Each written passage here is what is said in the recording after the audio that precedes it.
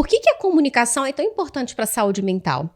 Porque se eu tenho uma pessoa que tem um espaço seguro para falar do que machuca, se eu tenho uma pessoa que tem um espaço seguro para negociar, para dialogar, para se expressar, logo, eu vou ter fatores protetivos para determinados espaços, né, de sofrimento. Essa criança ela vai ser menos ansiosa, ela vai poder ter um espaço seguro psicologicamente, ela vai ter menos sintomas internalizantes que eu não conheço, porque ela não fala. E é interessante, Carita, esse espaço de segurança dentro da comunicação, inclusive até compartilhando com a Jessie, uma situação, né, que eu vi no Instagram.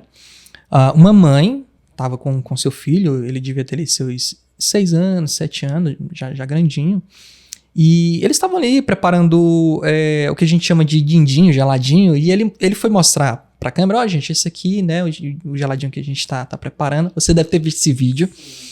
E aí, ele sem querer, ele esbarra, ele derruba alguma coisa e automaticamente ele já pede desculpa. Ele já chora. E eu, o que eu percebi? Até falei pra Jéssica, ali é um choro assim, um choro de pânico, né? E aí, ela falou, não, meu filho, tá tudo bem. Ela tenta acalmar ele, correto? Só que ele fala, eu pensei que você ia brigar comigo.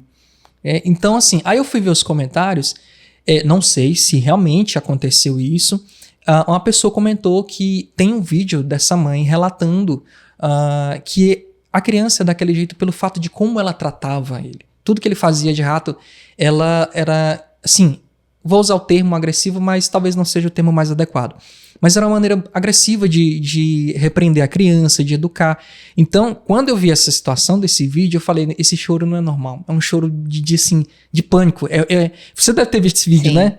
O que acontece ali, né? Claro que a gente não pode fazer uma análise a partir de um recorte. Sim. Mas a criança, todos nós vamos traçar, a gente vai se comportar à medida em que o ambiente vai entregando os consequentes, tá? A gente chama aprendizado por consequência.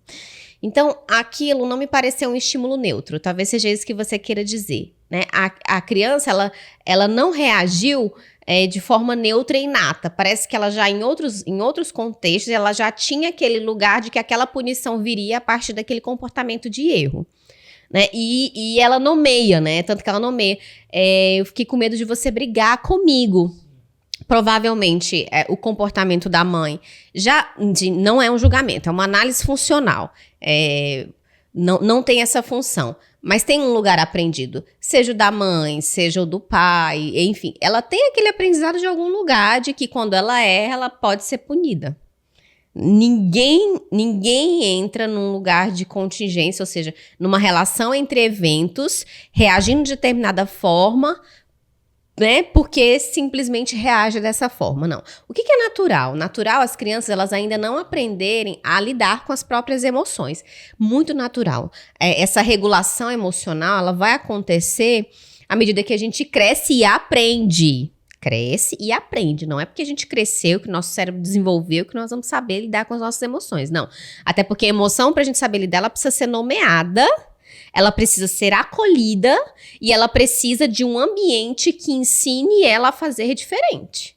Se eu só reproduzo os mesmos padrões que eu aprendi, eu vou lidar com as minhas emoções pessimamente, caso os meus pais, caso o meu grupo parental lide pessimamente com as emoções. Então, talvez o que você está querendo, que a gente poderia trazer para o campo psicológico, é que ela já tem aquele consequente a partir de um comportamento de erro. Quando ela faz alguma coisa que não agrada, deve ter em algum momento já vindo o estímulo da punição. Naquele momento, mas olha que interessante, né? Naquele momento, aquela mãe, ela respira.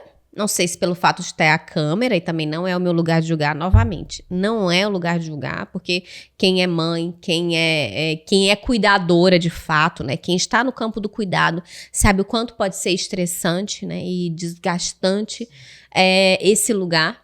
Existe muita expectativa, inclusive a psicologia, ela defende curso de parentalidade, essa preparação para a parentalidade, porque ela envolve muitas expectativas, ela envolve muitos espaços pré-concebidos, ela envolve muitos lugares de repetição de um espaço que não é legal para a criança, e se a gente não entende quais são as nossas expectativas que estão envolvendo e que estão mediando aquela relação parental, existe muita chance da gente terceirizar responsabilidades e expectativas para as crianças e também nos colocarmos num lugar muito inacessível e pouco vulnerável. E para criar seres humanos seguros, nós temos também que ter contato com a nossa vulnerabilidade. Então, veja como ele reage de uma forma chorosa, né? É uma tristeza, porque ele tem alguma relação com o consequente. E essa história já aconteceu em outros lugares, para ele ter esse padrão de reação.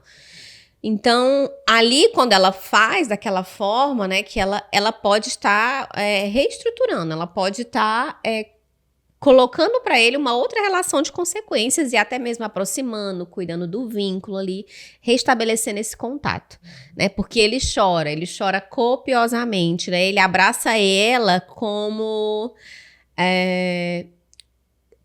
primeiro ele não abraça, né? Ele joga e ele fica assustado. Quando ela acolhe ele, o comportamento dela é diferente. Sim. Né? O comportamento dele é diferente ali, ele se deixa estar num lugar seguro em que o medo não impera mais, mas o acolhimento tá ali. Então, vamos tentar de novo? Vamos dar certo? E aí, Hélio, eu quero muito enfatizar isso, né? Não é um lugar de julgamento, é um lugar de observação mesmo. Porque que atire a primeira pedra o pai ou a mãe que nunca teve um momento impensado de uma reação que depois se arrepende e fala, meu filho, me desculpa.